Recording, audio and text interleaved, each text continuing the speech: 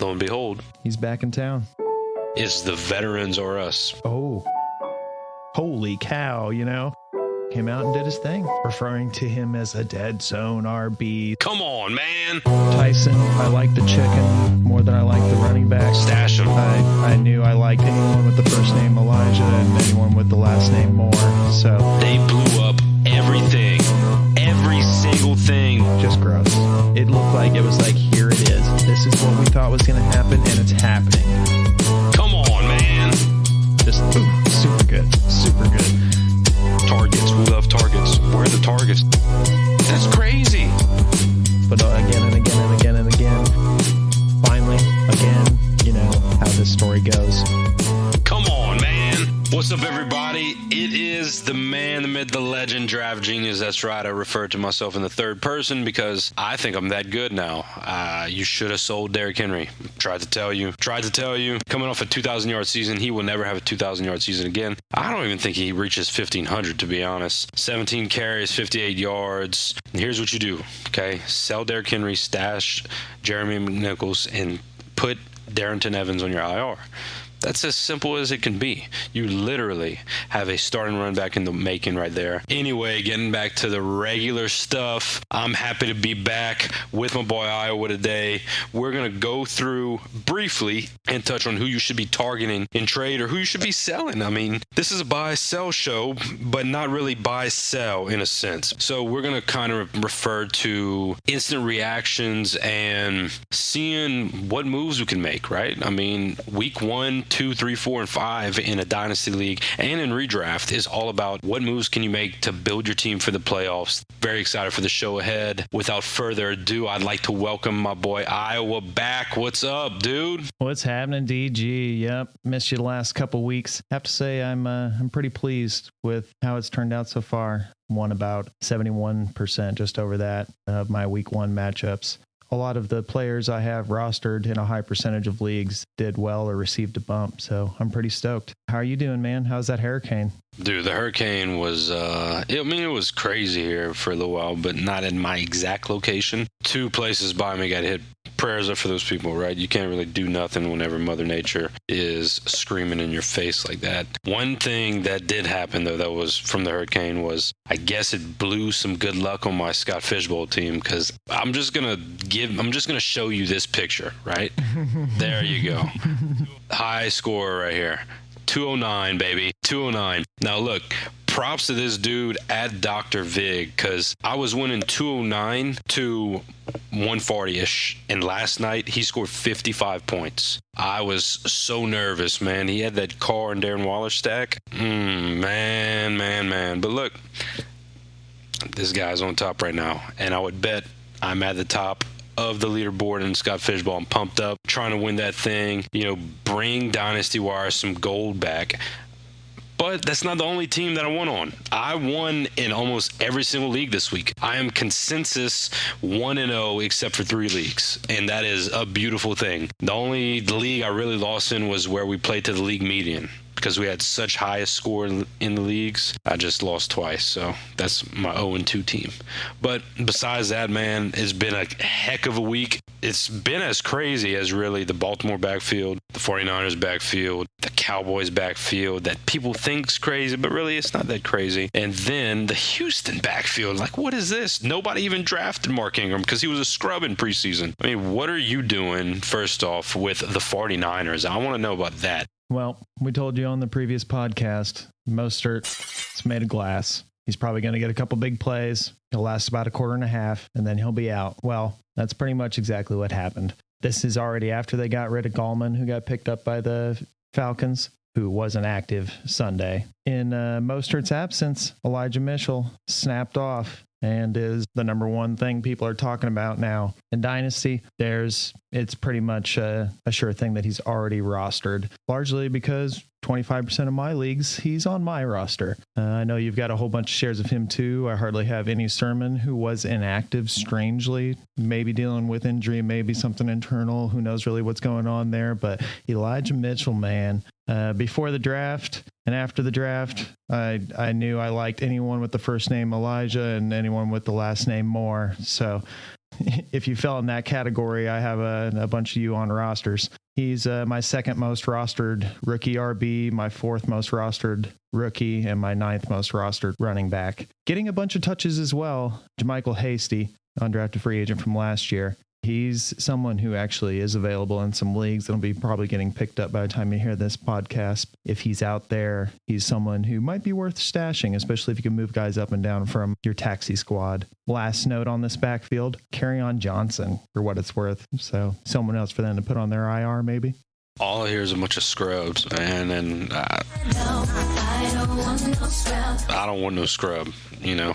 I just don't. The one guy I do want is Elijah Mitchell, because if he is that guy, right, off chance that Kyle Shanahan actually commits to one running back, I mean, I don't think that's ever going to happen, but let's say he does. If he is that guy, I mean, dude, he's an athletic guy. He can do it. He can catch. He can run. He can block. He can do it all, really. But Jeff Wilson isn't coming back for another 3 weeks because he's on the pup. Jermichael Hasty was undrafted for a reason. I really don't like him at all. Juwan Johnson, who even is that, right? I mean, let's be real. So I looked for him in the Scott Fish Bowl, and I can tell you I have no chance of getting him. That's the guy I want, but I'm also not investing a lot in that backfield because we know they spent a third-round pick on Trey Sermon. He will get some touches. Maybe he got in trouble. I don't think he's hurt or anything, but that's my 2 cents on it. I'm glad to hear we're kind of on the same page. One thing I bet we're not on the same page is the Baltimore backfield. So speak on that real quick, because my boy Tyson Williams looks like a potential league winner.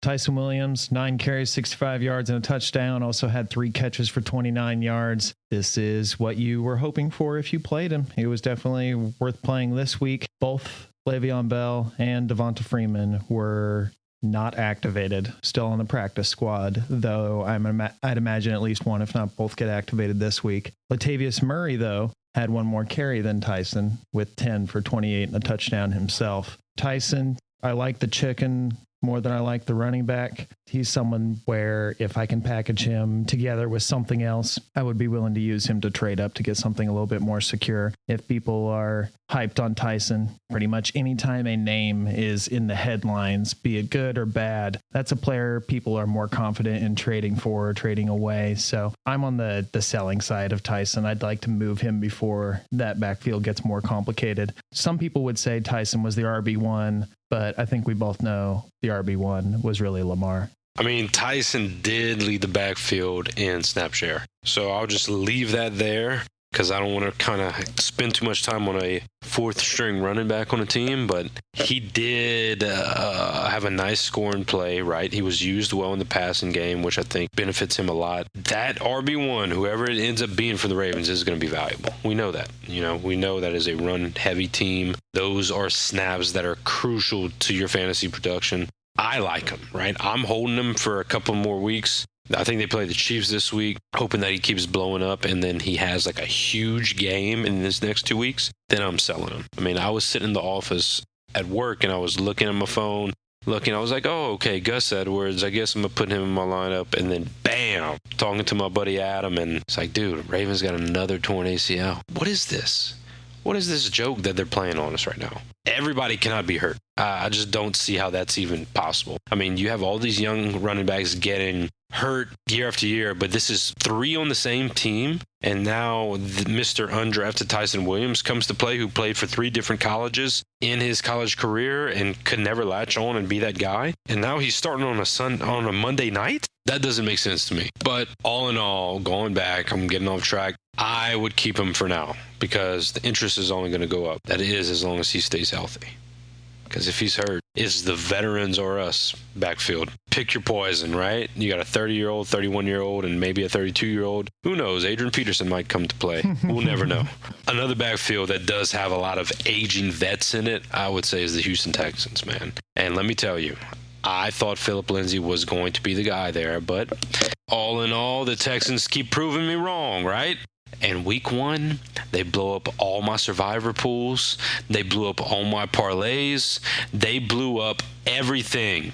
Every single thing blew up in my face because of the Texans this week, including the Texans backfield. The one league I had to start Philip Lindsay in, you know who got the bulk of touches? Mark freaking Ingram. What are you doing with this backfield, man? What are you doing? Because I don't even know what to do. Well, Houston has already won more games than I thought they would this year. So I was surprised that Ingram clearly led the backfield in carries and touches there. And what I found even more surprising is that David Johnson wasn't even the number 2 in touches. It was Lindsey. So all in all, I want to avoid this backfield. But when it comes to getting things for free, I like free stuff. And Ingram would be basically what is free stuff. So if he's sitting out there and you're rocking something terrible on the end of your bench, there's worse guys you can stick down there than Ingram. He could be a desperation RB play, at least until he gets dinged and everybody's old there, or everybody's past peak. I think there's a chance that you could see different weeks where different RBs lead and carries in that backfield, but, just gross. But I guess Ingram. The worst backfield in the NFL, right? Could you see any of them having a 100-yard game? It's going to take a big play for somebody to get up to that, or a massive amount of carries where they're winning a lot, and all those things just sound pretty unlikely. So it's not something I would be going out trying to bet on. I'm with you right there. One thing that I think we do disagree on is what to do with Brandon Cooks. And I am an advocate right now that you have to sell Brandon Cooks. He's 27 years old, just had a 18-point game in most leagues, and I don't see him getting better, right? I see this being kind of how he is week to week. Yeah, he might have like a 25-point week, but he's not blowing up or anything in that offense. In my opinion, this is the time to sell him. If you could sell Brandon Cooks for a good young receiver, a.k.a. Elijah Moore, why not? Elijah Moore had a dud. Brandon Cooks had an 18-point week. Some people might rather that instant production than waiting on a rookie like Elijah Moore to blossom, right? I am conflicted on the situation, but I'm leaning towards selling him.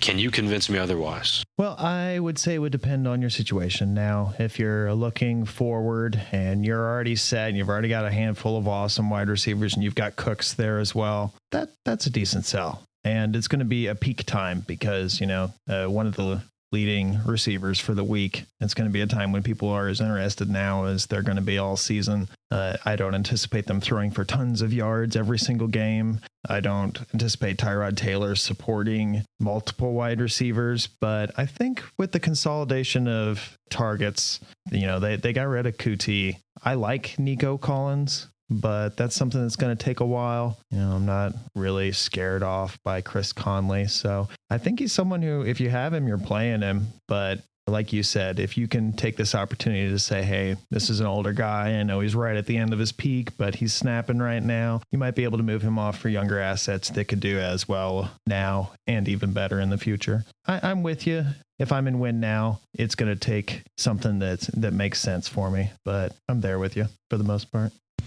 I mean, obviously, if Deshaun comes back, it's wheels up, but I don't see that happening. Not so much checking the box score, but what are your eyes telling you? What is your hunch telling you? The first game we will hit will be that Thursday night game, opening game of the season, right? Cowboys versus the Buccaneers, man. That was a shootout. I don't know if you watched it, but that was a shootout. Father Time, I guess, put off his debut with Tom Brady, right? And let Tom Brady throw 50 passes. I think Dak threw 50. One big injury to all my teams was Michael Gallup. Michael Gallup got hurt this game. Now he's out for 6 to 8 weeks. One guy I'm picking up, and I'm sorry I might be stealing your thunder because I'm going first, is Cedric Wilson. The Cowboys are going to score, and Cedric Wilson is going to fit into that number 3 spot. I mean, this is a guy who's athletic. We saw last year whenever CD and Amari and Gallup were getting banged up, and Cedric would come in and then he'd have a good game here and there, right? This is a guy who I think you can rely on. Nothing crazy, but to an extent, if you need to flex somebody and you need that boom player, right? That boom player, kind of like some people use Marquis Brown. I think that this guy, Cedric Wilson, is a cheap buy right now, a cheap add in Dynasty, and this is someone you should be targeting.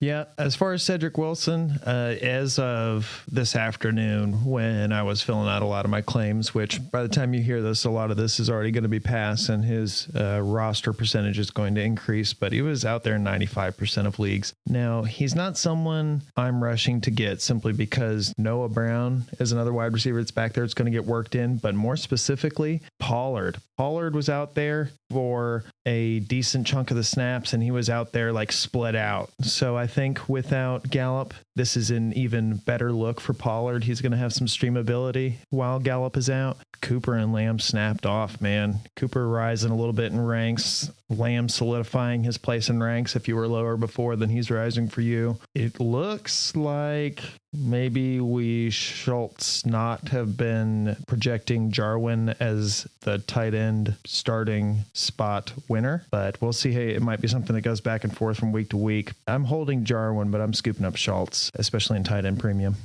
So sad, man. I kept seeing Schultz catch those passes. I was like, come on, man. Give me a bone, please.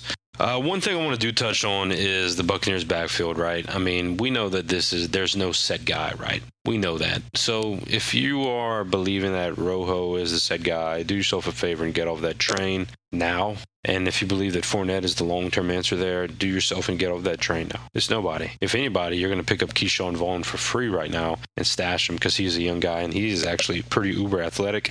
I don't even think he was active this game, but he could be active in the near future. And then the Cowboys backfield, right? Zeke and Pollard. I'm using this opportunity to buy Zeke, redraft and dynasty. This is a buy. You know what? If you didn't listen to me the first time and you still have Derrick Henry, say, hey, I'll give you Derrick Henry for Zeke and try to get something in. And if you cannot get a throw in, I'd do it straight up.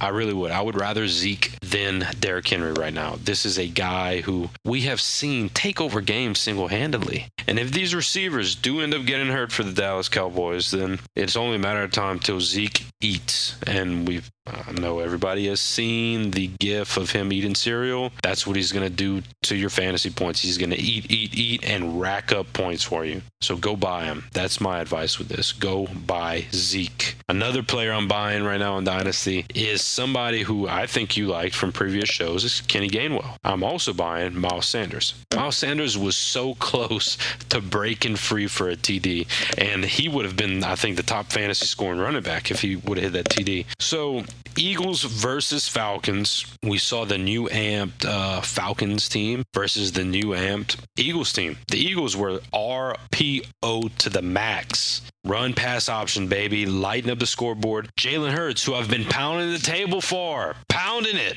Yes. He is Lamar Jackson light.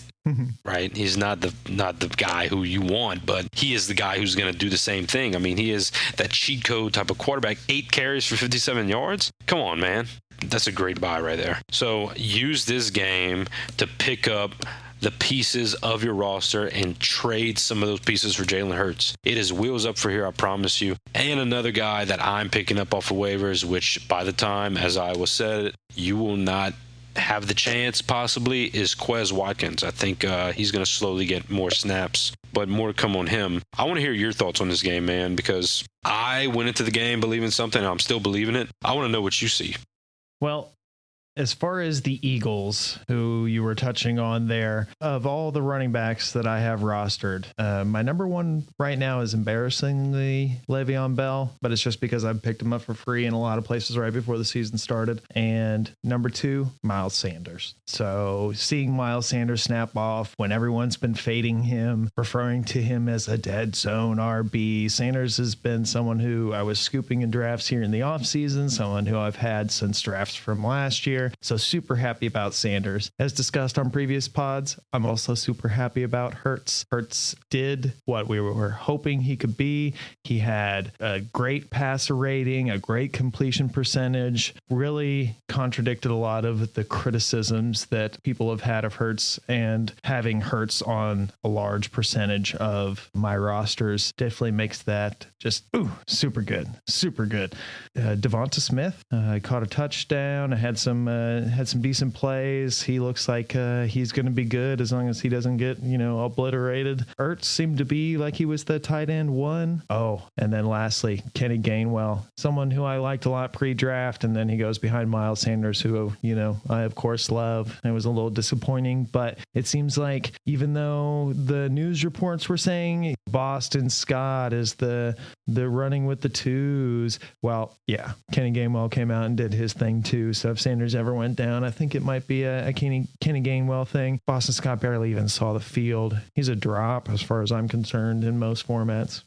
Man, there's great stuff about the Eagles. I love it that we are still in the same boat together, rowing side by side on this backfield. And it's just like the Ravens, right? We have Hurts leading the pack, just like Lamar leads his pack. One thing to touch on the Falcons: stash Wayne Gallman. Stash him. I do not think that Keith Smith, Caleb Huntley, or Quandre Olison, or Cordero Patterson is better than Wayne Gallman. If something happens to Mike Davis, you have yourself a starting running back, in my opinion. This is a guy that you should be buying along with, lo and behold, Kyle freaking Pitts, baby. That's all I'm going to say, because you know how I get with Kyle Pitts.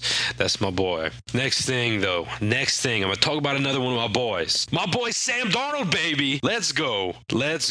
Everybody was counting him out this game, man, saying, he's facing his former team. They're going to know how to stop him, yada, yada, yada. Shut your mouth, okay? 279 yards and only one touchdown, but he played a solid game. Yes, he had a fumble, but he also had a rushing touchdown. Hello, Sammy D. I didn't know you had legs. And he didn't throw any picks. I mean, this was a plus. He also used Christian McCaffrey like no man's business. I mean, this guy, 21 carries and almost 10 targets. He showed why Christian McCaffrey is still the 101 in all of fantasy, no matter the format. And then he showed that he's going to spread around to his receivers. Marshall, 6 targets. Robbie Anderson, 3 targets, but he hit him on that deep ball for the TD. And then DJ Moore, 8 targets. I mean, come on, man. This was all plus signs for Sammy D. The Jets, however, crapped the bed at first, right? And they started to come back. Ty Johnson proved that he is the guy there. On 4 carries, he was really their best running back from what I saw. Zach Wilson is a buy right now for me. Denzel Mims showed a little bit of life. I think he's a buy. But the biggest buy is going to be your guy of this game. The biggest buy is going to be Mr. Moore, the guy I know you love. So I want to hear your thoughts on the Jets and how you are getting Elijah Moore on your roster if you do not have him already. Well, one way to do it would be to sell Corey Davis, who blew up. It looks like it might be Corey Davis' season. Finally, again, you know how this story goes. Elijah Moore is still something that's going to be kind of flying under the radar. You're going to be able to get him. He's not going to be necessarily off limits. He's someone I would still be targeting. I was more concerned with what was going on Zach Pascal out there taking away targets from my Campbell, from my Pittman. Not super pleased with how that went. I wish Zach Pascal would fade to Pastel. Pittman and Campbell are a couple guys who are probably going to be better as the season goes here, as long as Wentz isn't as washed as he kind of looks. Mike Strachan, or however you say his name, he got a couple targets. Wentz loves his big old wide receivers, so he's got a group of them there. Pascal's not short himself. He's 6'2" or whatever. Didn't really seem like there was a clear tight end there. Doyle and Mo Alley Cox both getting some work. Hines just got that contract, and Hines came out and did his thing. But JT, God's gift to man. He's someone who I've been on since all the way back into his college days. And I'm going to let you in on a little secret here. If a player rushes for 200 yards or has 200 total yards, ground and air, versus the Hawkeyes, that running back is going to be good. You know who has had 200 total yards versus the Hawkeyes? Barkley, CMC, Jonathan Taylor. So Jonathan Taylor looked just fine out there. Hines is looking like a beast as well. But I just kind of wish Pascal would go away. You rostering Pascal anywhere? I have him rostered in 2 leagues. I do think he is their best receiver, full package wise, right, all around. I'm not a big Pittman guy, I never have been, because I love me some Paris Campbell, man. If he can stay healthy, he'll have a great season. I'm not really doing anything with Pascal. If somebody wants him, they can have him. Like, I'm basically giving him for free. So if you're listening, come get him. I'll take a second round pick off your hands. One guy I am buying on the other side in this game, right? The Seahawks dominated for most of the game. One guy that barely got used, then he got a concussion, was Dwayne Estridge. This is a guy who I like a lot. I think he could be the heir apparent to Tyler Lockett. They're about the same size. I think Eskridge weighs a little bit more, but Tyler Lockett is approaching the age apex, if you will, right, of a receiver. I think he's 28 years old. Yes, he did just sign a contract that should keep him there for a little while, but why not get Eskridge right now before he becomes that guy? And he's basically free. I mean, you could get him for a third-round pick simply. I also liked what I saw from Chris Carson. He is going to be a little bit sloppy at times, not exciting to watch, but this is a guy who you can probably get for cheap, and I think he gives you some RB1 weeks. So I was very just relaxed when I watched that game. I mean, I had no pieces in that puzzle. I didn't have anything. I had Tyler Lockett in DFS, but that was about it. One team I did have a lot of people on was this Chargers team, man. This Chargers game against Washington, I had all the Herberts, I had all the Ecklers, I had all the Larry Roundtrees. Here we go. Prove that he is the true backup. Let's go, Larry. I also had the guy Josh Palmer, who caught one ball, but so be it.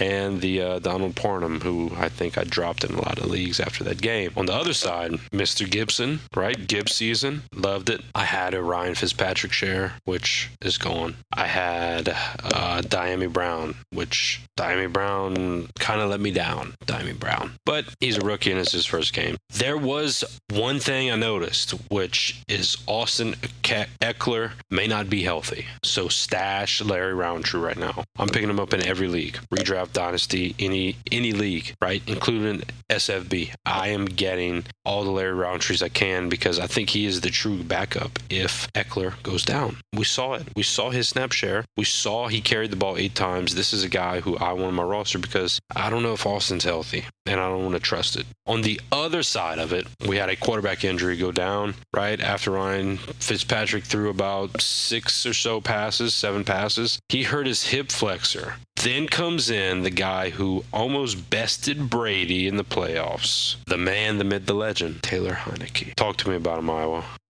There's only 2 quarterbacks who I've been rostering in Dynasty who don't fit on your taxi as way late quarterback stashes. And those 2 are Marcus Mariota, who had 1 carry for 31 yards on a design play, was pretty sweet, and Taylor Heineke. So, boom, right off the bat, old man Fitz, who, journeyman Fitz, gets hurt. Taylor Heineke got a contract based on how he played last year, as you alluded to there. So, it's Heineke season. If seasons last a few weeks at least, there's some risk there. But in Superflex leagues where it's a deep bench, he's someone I'm definitely stashing in a Superflex. Pretty much any quarterback who becomes a starter gets picked up immediately.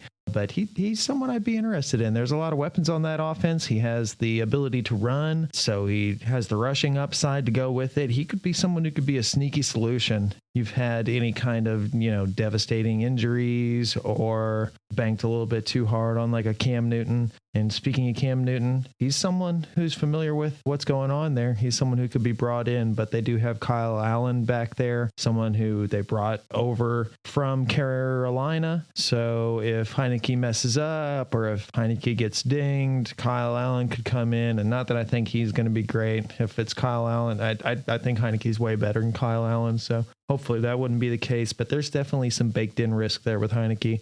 At least for now, for the foreseeable future, looking really good for Heineke. Pretty excited. I mean, he is a guy who is a starting quarterback. It's worth it. It's worth a shot of it, right? Redraft, Dynasty, it is worth a shot to pick up this guy because if you're in a 2-quarterback league, we know how these guys can disappear at the blink of an eye. So pick him up, let him ball out, and then move the man. Move him. If he balls out, keep him. I mean, do as you please, right? I'm just trying to give you what I would do. But we heard what I was doing. I guess he got the jump on him somehow. He knew something about him. I don't know if it's an Iowa thing, right? I mean, he's bringing up these crazy stats about running backs versus the Hawkeyes and stuff. So that could be something in it. But one crazy stat is I do not know what to do with this Patriots backfield. I have James White. I have Damian Harris. I have Ramondre Stevenson. I have J.J. Taylor. Should I move them all? That's what it's looking like, right? I mean, let's be honest. Damian Harrison had 23 carries, 100 yards, but then he had a crucial fumble where he could have sealed the game. And Bill said he will lose some carries. I mean, dude, I don't know what to do. I know I'm very happy I drafted Mac Jones everywhere, but I don't want any piece of this backfield. I want all the Jacoby Myers and all the Mac Jones. I'm trading the tight ends. I'm trading everybody else on the team. I mean, what do I do here? Help me. Well, as far as where to move them, to the bench is a good start.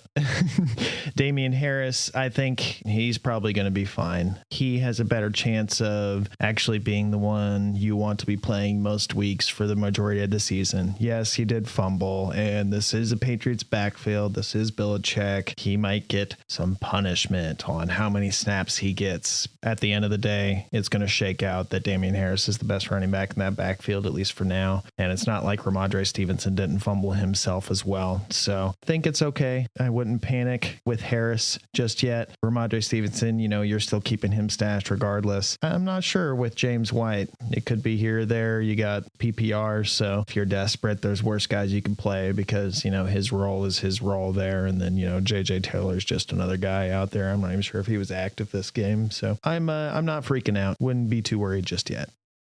Well, I am freaking out about Myles Gasket right across the line of scrimmage, right? Myles Gasket, this guy had 9 carries, or 2 had 4 carries. Salvon Ahmed had 3 carries, and Malcolm freaking Brown had 5 carries. Come on, dude. Feed the beast. Feed Gasket. I am trying to trade Gasket. I'm just going to point that out. It was very encouraging that Tua had a ball game, right? He had a great game, and he fed Waddle. This was great. This is what you want to see. Now, Will Fuller does come back, but I do think that connection to Waddle is going to stay there all season. Do you agree? Yeah. I'm excited for Waddle, and I am also interested in moving Gaskin. He did have 5 catches, so in a PPR league, he's put up enough points to where it was a respectable point total. So it might be, if you want to move off of Gaskin, it might be a good time too, because at least it was respectable. Someone who's might have been starting Mostert last week might be interested in a Gaskin this week if he was on the block. It's funny you mentioned respectable, and Packers' performance was the most unrespectable thing that happened this whole weekend. Let's be honest. Who thought that the Packers would go into Jacksonville to play the Saints and completely flake, man? Who thought that?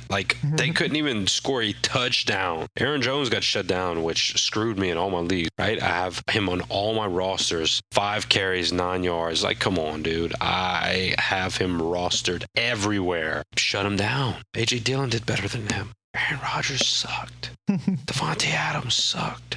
Marquez Valdez-Scantling had the most targets on the team, and he sucked. All the Packers sucked. Robert Tonyan sucked. But you know who didn't suck?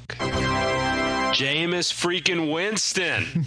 That man didn't suck. I'll tell you that. Mr. 148 yards and 5 TDs on 14 completions. This is obviously an outlier game, but let's just commend the Saints on how well they look. They actually looked pretty good. And against a good Packers team that many thought would have a chance of winning the NFC. Yes, it's only week 1, but they couldn't stop Kamara. They couldn't stop Winston. Juwan freaking Johnson at tight end had 3 receptions for 2 touchdowns. They didn't have really anybody at receiver do anything. One guy I've been touting. One guy I have been trouting. Adam Troutman led the team in targets. As I said he would, he is their best weapon, period, right now. Him and Kamara make the show go on in New Orleans. You need to use this opportunity to buy him. He had a 4-point week, 3 receptions on 6 targets, but he will be spoon-fed targets. Now this is bold, this is crazy, but I will go as far as to say, if Adam Troutman starts catching the bulk of these targets, he could be erupting into that top 10, top 5 tight end spectrum at the end of the season. Bold statement. If a tight end leads your team in targets on a season, that is the only thing that can happen in that situation. I want to know where your head at is with this game, because we battled a little bit, with some things, but I would have to think that we're seeing the same thing with these targets. Dude, follow the trail. It leads to the trout. If it smells like trout, you better buy it. Yep.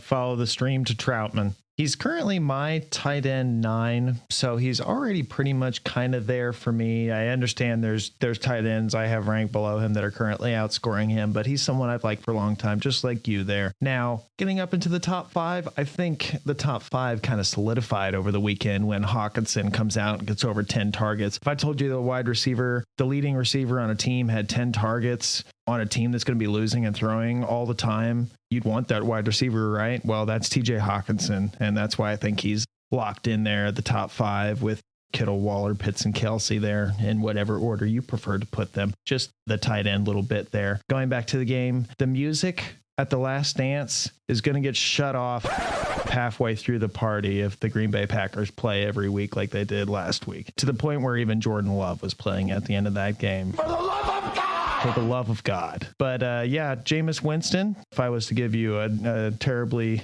phrased stat, I'd say he's on pace for 85 touchdowns this year. It's looking like 2020 Jameis Winston. He did throw a pick there where it got called back, a hit on him that I found to be a little bit questionable. You were right. Troutman led the team in targets. Obviously, he didn't do a whole lot with it. 3 catches and 18 yards. Still someone I like and I'm holding on to. Juwan Johnson, a lot of people are going to look at the box score or they're just the fantasy point total and be like, holy cow, He was 3 for 3 for 21 yards. He happened to be the one to get 2 of the touchdowns, but I'm not sure if that's something you want to chase where all of his points are coming from touchdowns. So he's someone I'm selling. I'm not going to be buying him from anyone. I would pick him up if he was free, and he'd be especially valuable in like a tight end premium league, like your Scott Fishbowl. He's someone you could even slide up to a wide receiver position to play an extra tight end if you have a bunch of tight ends, with how they reward tight ends so handsomely in the Scott Fishbowl there. Green Bay Packers sucked, so that was real disappointing if you were still hanging on to Adams, who's post-peak there. Oh, Callaway, too. We didn't even mention him. He was pretty disappointing as well, and just signed Kenny Stills. He's back in town. I saw that, but he's more of a practice squad goonie, in my opinion. Marquez Callaway is about to show his alpha status these next 2 weeks. I leave that up to, Alexander, and the Packers did kind of shut him down, which he's still young. He'll get it. One thing I did take from this game, though, is that I'm still buying Adams, and I'm still buying Tanyan. They're going to be usable. I have faith. Best NFL receiver just had a bad game. That's all that happened. That's who I mean whenever I say Devonta Adams, the best NFL receiver. One guy that I don't think is a good NFL receiver is Jerry Judy, but he did start to prove me wrong this game. He showed a lot of improvement in this year. He showed a lot of improvement. One guy who I thought would have shown the best show ever for Denver was Cortland Sutton, who, to put it frank, right, ruined it. Now his targets have to go up. His production has to go up, right? I know you like Judy. I've always been anti-Judy. I need your synopsis on this game because I'm trusting Cortland Sutton going forward. I'm using this opportunity to buy Devonta Williams because Melvin Gordon had a big run that led him to having a 100-yard game. Devonta is going to be cheaper right now than he was going into this game, so I'm getting my RB1 right there. And I am keeping Cortland Sutton in my lineups this week, but I want you to tell me, what do I do with Judy right here? Yeah, heartbreaking with Judy. High ankle. He's going to miss a bunch of games. And then high ankle is something where he could be play as a decoy. A lot of his value comes from his just savant of a route runner. It's high ankle, dude. So not super happy about that there. On the bright side, if you roster Tim Patrick, Hamler, or Sutton, I think their opportunities just got cleared up a little bit. Even like Fant.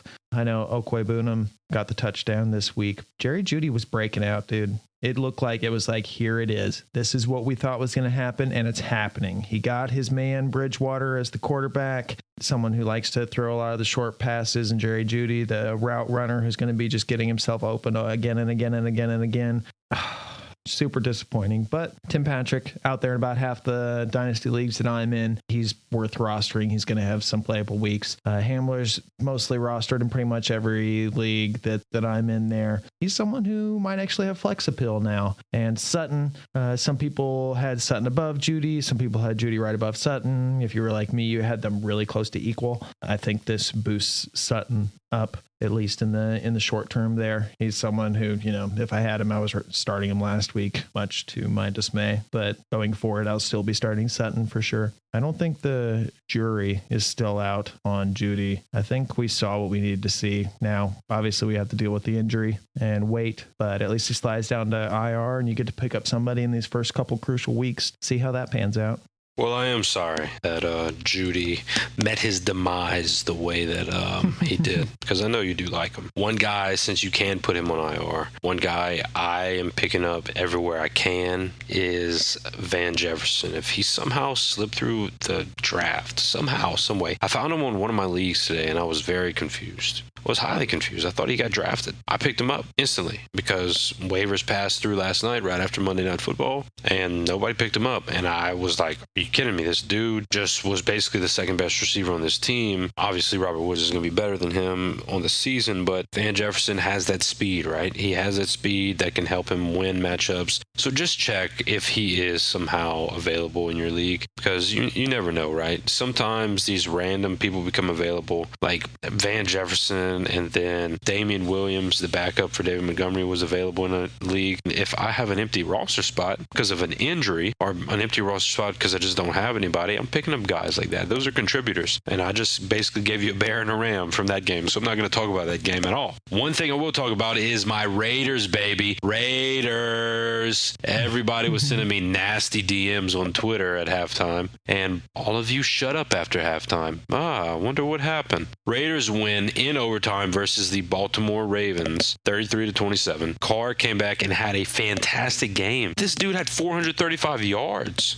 That's crazy. 435 yards. Not to mention Marcus Mariota did run a little gadget play, which he looked pretty good, right? That's promising if Carr does get hurt or something. One thing I took from this game was that I don't want any Raiders running back this season. I don't want Jacobs or Kenyon Drake. The two guys I do want from the Raiders are Hunter Renfrow and my boy Bryan Edwards. I've been pounding the table for Bryan Edwards. He had 80 yards. Okay, he had 80 yards, and if which I don't think is going to happen, but if teams figure out how to stop Darren Waller, I mean, their next best red zone target from all what we heard in preseason was Bryan Edwards. And then their slot guy, if Bryan Edwards isn't open, their slot guy is Renfrow. So those have to be the next two targets in order, right? I mean, we saw Carr link up with Renfrow many times, and Renfrow made some tough plays. So that's on the Raiders side. On the Ravens side, I'm stashing Tyler Huntley because Trace McSorley didn't even dress out. So Huntley is the backup to Jackson. We do know Jackson runs, so Jackson is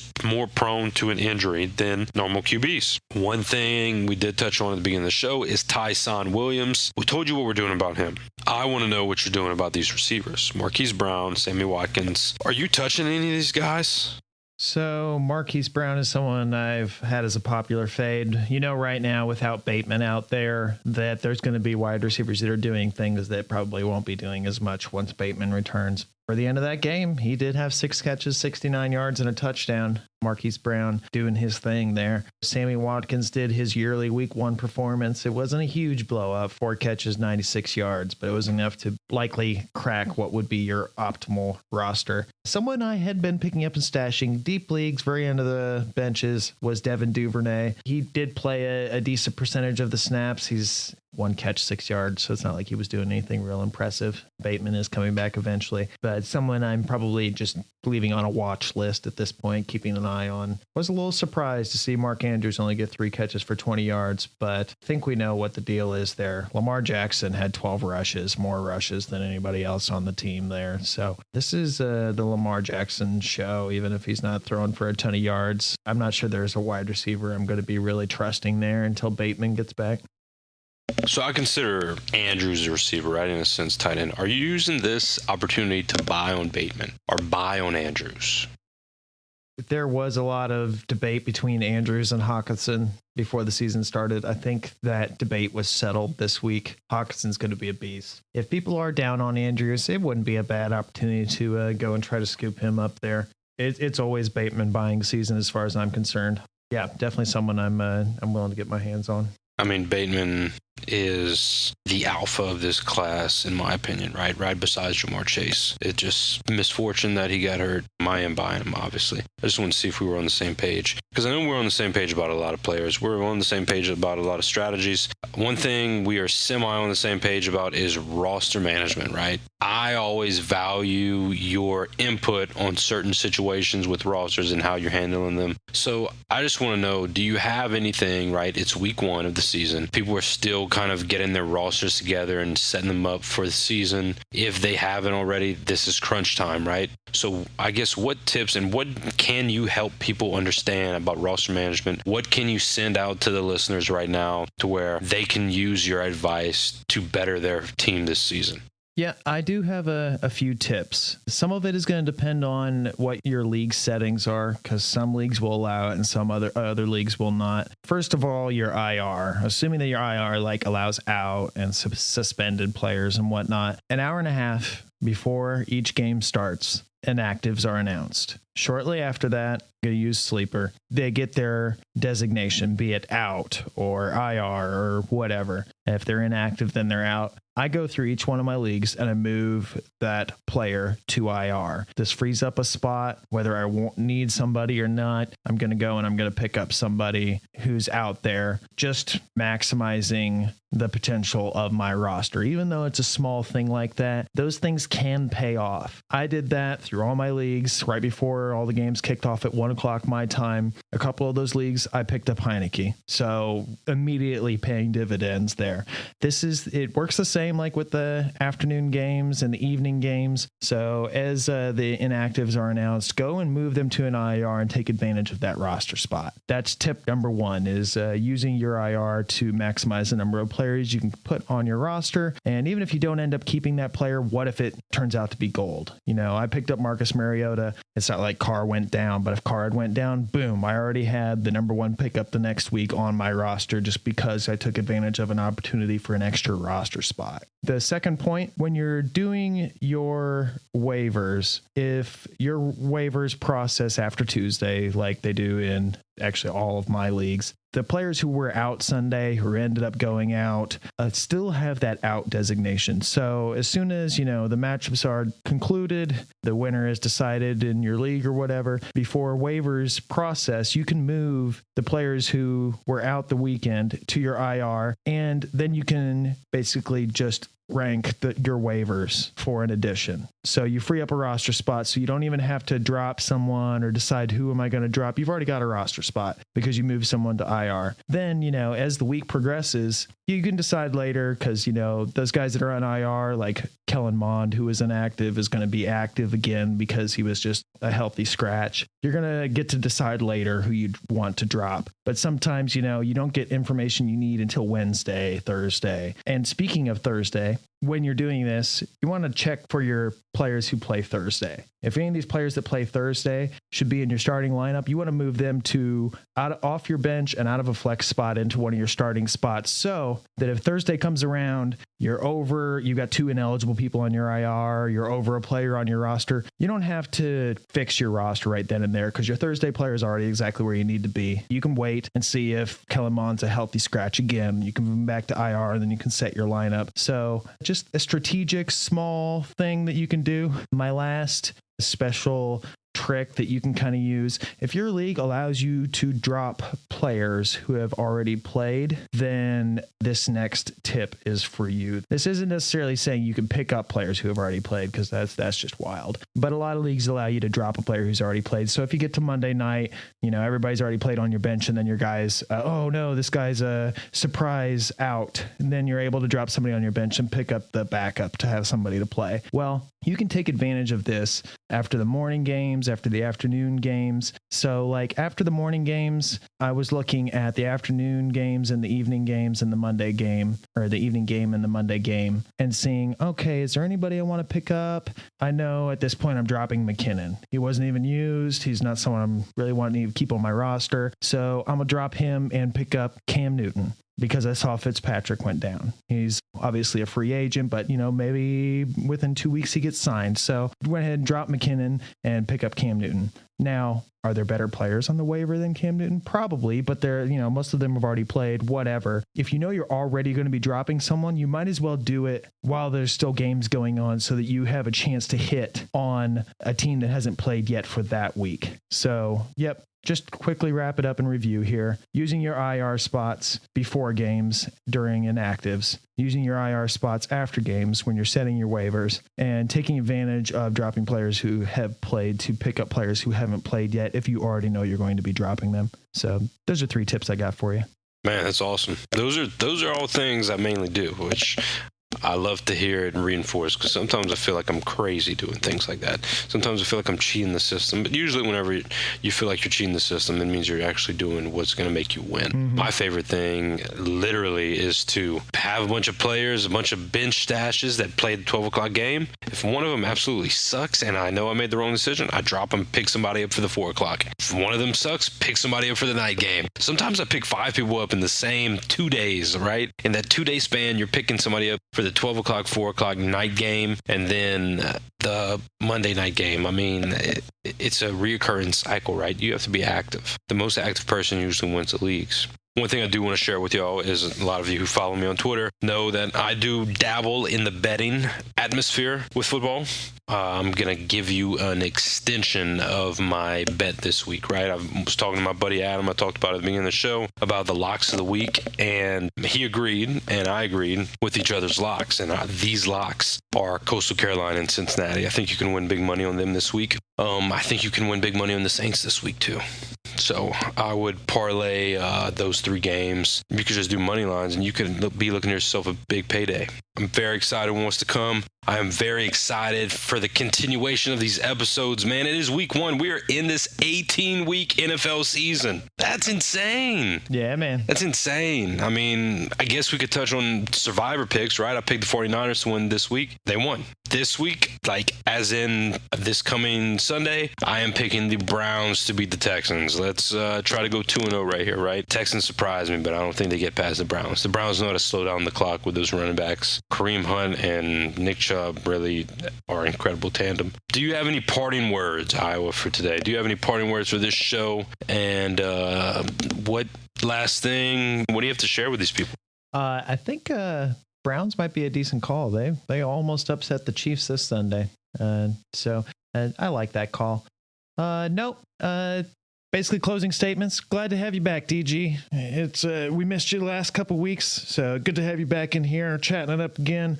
I'm looking forward to a variety of shows that are coming out through Sleeper Wire. They got all kinds of things going on. They're building the group. They're stacking the team. We've got various other shows that are starting. So it's a good time for fantasy football, man. It's back.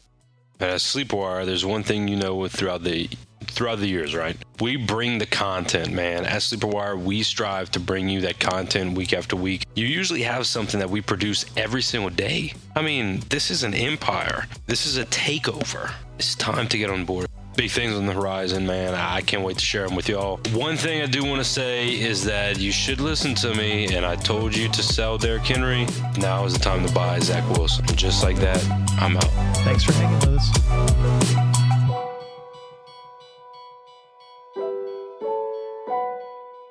This is a bye.